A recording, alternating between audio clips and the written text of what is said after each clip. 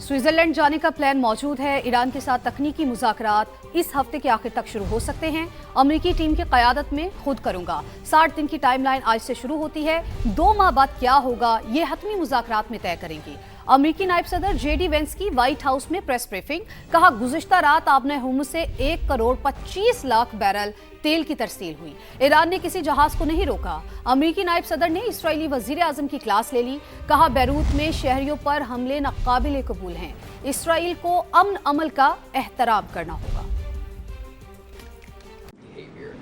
Do you think that the current Iranian leadership recognizes the leverage that the U.S. holds over itself economically and militarily enough to actually go forth with fundamentally changing their behavior over the long term and going about things differently? So I certainly think they recognize the leverage that the United States has over them. We've seen that in a number of our conversations. We've seen that just in their behavior over the last couple of days. They certainly recognize that the United States has great leverage. Will that ultimately lead to a change in behavior? I don't know. I've seen skeptics of the deal. People say the Iranians will never change their behavior. Well, maybe that's true, and if so, they don't get any of the benefits of the bargain. But isn't it worth trying? Isn't it worth seeing whether this incredibly weakened position that the President of the United States has put the Iranians under, whether that motivates them to change their behavior, not just vis-a-vis the West, but vis-a-vis the Middle East? And one of the interesting things about this is, the technical details of this we can of course get into.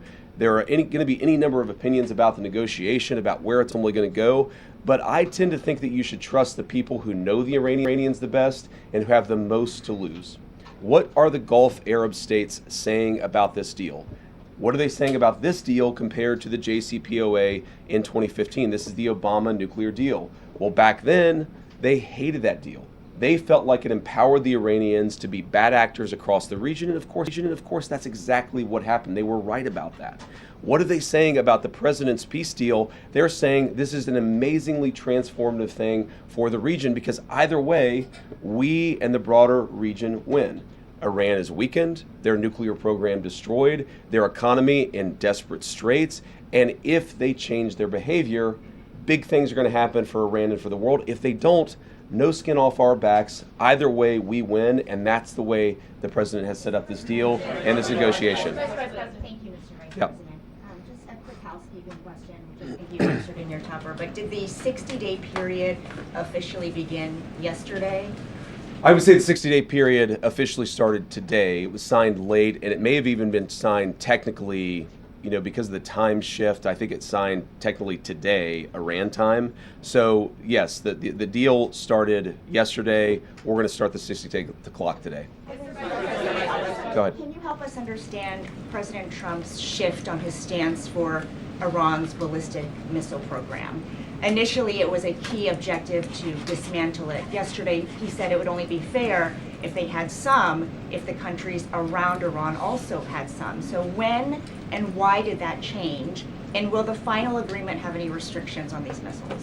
So we destroyed a substantial number of their ballistic missiles and their ballistic missile launchers themselves. It's not just the bullets, but it's the actual gun. And that's what we were extremely effective at in destroying during the last 3 months of the campaign. All the president said yesterday is that, of course, countries don't give up the right of self-defense. Israel doesn't give up the right of self-defense if Hezbollah fires rockets or drones at Israel.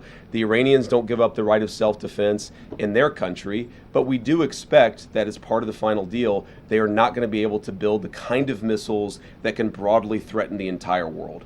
And that's what the President of the United States said yesterday. And look, it's very simple. You can't tell a country, whether Israel or Iran, they're not allowed to have any self-defense. That's not what the president has asked. That's not what the president has requested. But as part of the final deal, what we want to see is Iran not funding regional instability, funding regional terrorism, and of course trying to rebuild their nuclear weapons program. That's the main thing. The nuclear weapons program is destroyed. It is gone. If the Iranians decided tomorrow to build a nuclear weapon, they simply don't have the capacity in order to do that. What we're trying to ensure is they don't rebuild that capacity, not just a year from now, 2 years from now, but many, many years from now, so that our children never have to worry about a state sponsor of terrorism having a nuclear weapon. Thank you, Mr. Vice President. You were just saying that you're hoping this deal would prevent Iran in the future from getting a nuclear weapon, but from what's been put out there of the MOU, I'm curious, how does the MOU reflect that in the future Iran will not in fact get a nuclear weapon? What's stopping them from down the road, to your point, rebuilding and restarting from where we were pre the war? Well, number one, they would have to get a lot of money in order to rebuild a nuclear program. You're talking about billions and billions of nuclear infrastructure that the United States destroyed. In order for them to rebuild that program, they would have to get a lot of money. And we have them in an economic chokehold right now that we're not going to release until they fundamentally change their behavior. What would that look like? That would mean a real inspections regime. That would mean a real enforcement regime. As the MOU contemplates, that would mean the destruction of their enriched stockpile. All of these things are the sorts of steps you're going to take if you're serious about ending your nuclear weapons program. And that, again, is why I go back to this fundamental trade that's built into the deal. They need money to do anything. Their economy is in absolute dire straits. But in order for them to get